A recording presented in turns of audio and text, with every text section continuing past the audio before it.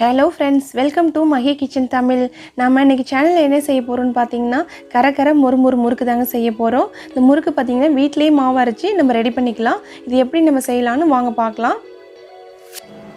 முறுக்கு ரெடி பண்ணதுக்கு மாவு ரெடி பண்ணுங்க. அதுக்காக அரிசி பாத்தீங்கன்னா புழுங்கல் அரிசி நான் வந்து 1 கிலோ அரிசி எடுத்து 3 மணி நேரம் நல்லா ஊற வச்சு எடுத்து வச்சிருக்கேன். இத இப்ப நம்ம கிரைண்டர்ல அரைச்சுக்கலாம். கிரைண்டர்ல நான் அரைச்சிட்டேன். இங்க பாருங்க இந்த மாதிரி நல்லா நைஸா அரைச்சுக்கணும். இட்லிக்கு அரைக்கிறதை விட இன்னும் கொஞ்சம் நைஸா அரைச்சுக்கணும். அப்பதான் நம்ம உரல்ல புளியும் போது நமக்கு சிக்காம நல்லா முறுக்கு நல்லா சேஃபா நல்லா வரும்.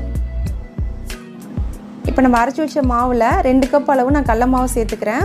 கடலை மாவோட அளவு பாத்தீங்கன்னா 400 கிராம்.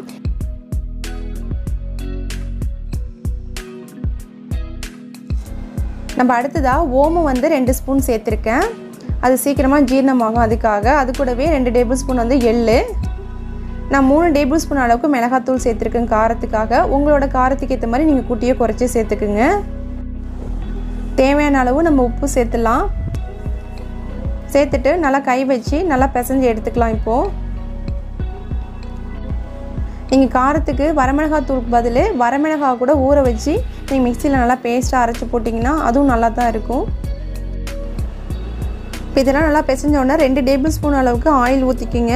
இது ஊற்றி நல்லா பிசையும் போது முறுக்கு கொஞ்சம் நல்லா கிறிஸ்பியாகவும் நல்லா முறுக்கு புளியவும் நமக்கு ஈஸியாக இருக்கும். அதுக்காக தான் இந்த எண்ணெய் இது சேர்த்து நல்லா பிசைஞ்சு விட்டுக்குங்க எல்லா பக்கமும் ஈவனாக.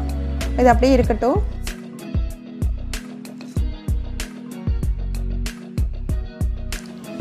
அடுத்ததாக நம்ம முறுக்கு பொரிச்சு எடுக்கிறதுக்கு கடாயில் தேவையான அளவு எண்ணெய் ஊற்றிக்குங்க.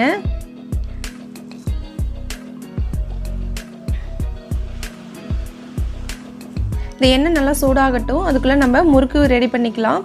இப்போ முறுக்கு உரல்ல மாவு இந்த மாதிரி நல்லா ப்ரெஸ் பண்ணி டைட்டாக போடுங்க. அப்போ தான் முறுக்கு வந்து உடையாமல் நல்லா வரும். இப்போ இது மாதிரி தட்டு எடுத்து முறுக்கு நல்லா புழிஞ்சு விட்டுக்குங்க. நான் இப்போ பிளேட்டில் தான் எல்லாத்தையும் புழிஞ்சிக்கிறேன். நீங்கள் உங்களுக்கு எது ஈஸியாக இருக்கோ முறுக்கு புளியத்து போடுறதுக்கு ஈஸியாக இருக்கோ அதை யூஸ் பண்ணிக்கோங்க.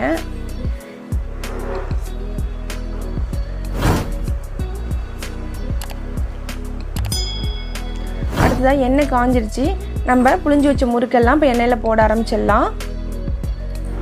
இப்போ முறுக்கு போட்டோன்னே மேலே வர அளவுக்கு எண்ணெய் நல்லா சூடாக இருக்கணும். இல்லை அப்படின்னா போய் அடியில் ஒட்டிக்கும். இப்போ கேப் விடாமல் இருக்கிற இடத்துல எல்லாத்துலேயுமே நம்ம முறுக்கை போட்டுடலாம்.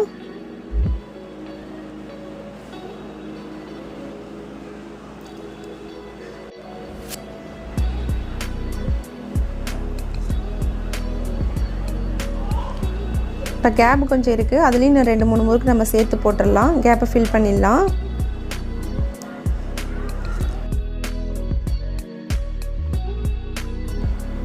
இப்போ முறுக்கு வந்து பார்த்திங்கன்னா 1 சைடு வெந்துடுச்சு. இதை லைட்டாக அப்படி திருப்பி போட்டுக்குங்க.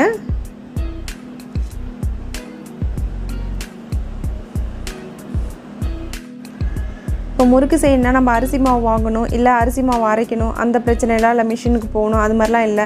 வீட்டில் அரிசி இருந்துச்சா கிரைண்டரில் கொஞ்சம் போட்டு அரைச்சி நம்ம சுட சுட இந்த மாதிரி முறுக்கு செஞ்சு பசங்களுக்கு கொடுத்தோம்னா பசங்க ரொம்ப விரும்பி சாப்பிடுவாங்க.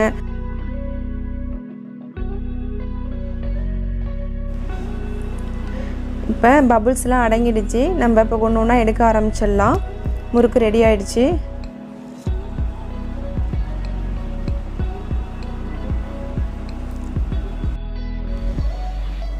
அவ்வளோதாங்க, முறுக்கு எல்லாம் ரெடி ஆகிடுச்சு. நம்ம இப்போ எல்லாம் எடுத்துடலாம்.